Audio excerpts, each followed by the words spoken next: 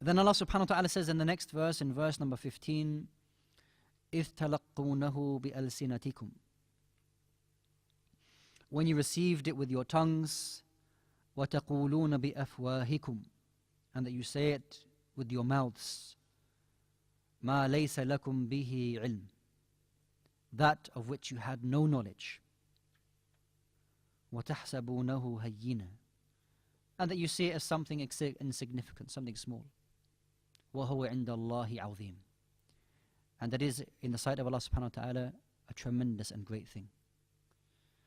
That a person, when they're involved in the sphere of dhunub, of sins, especially when it is to do with the transferring of information, that they will be around people, they will be in an environment where that they hear it. They received it with their tongues. And then they made the choice to then spread it and pass it on. The more that they are involved in that, the more more insignificant that it becomes. The more you expose yourself to haram, the more insignificant it will become. This is why that Allah subhanahu wa ta'ala, in the revelation that was given to us, is something that is complete. It deals with the life of that individual within their homes and outside their homes. It's not a law.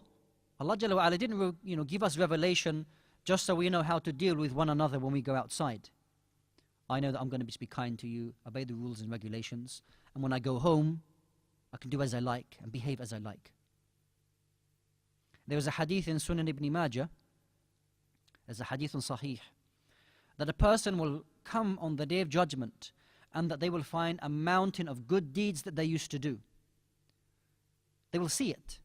Then Allah subhanahu wa ta'ala will destroy those deeds and they will become like haba'an manthura. They will become like dust in the air.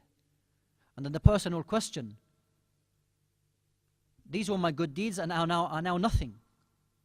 Why did this happen? And it will be said to him that when you were with the people, you used to fear Allah, you used to worship Allah. However, when you used to go home, or when you used to be alone, they used to get involved in the haram. No piety, no fear. So as a Muslim, Allah subhanahu wa ta'ala gave us a revelation which enables us to become the whole package as an individual. Not the one who lives outside and the one who lives inside, and you're two different people.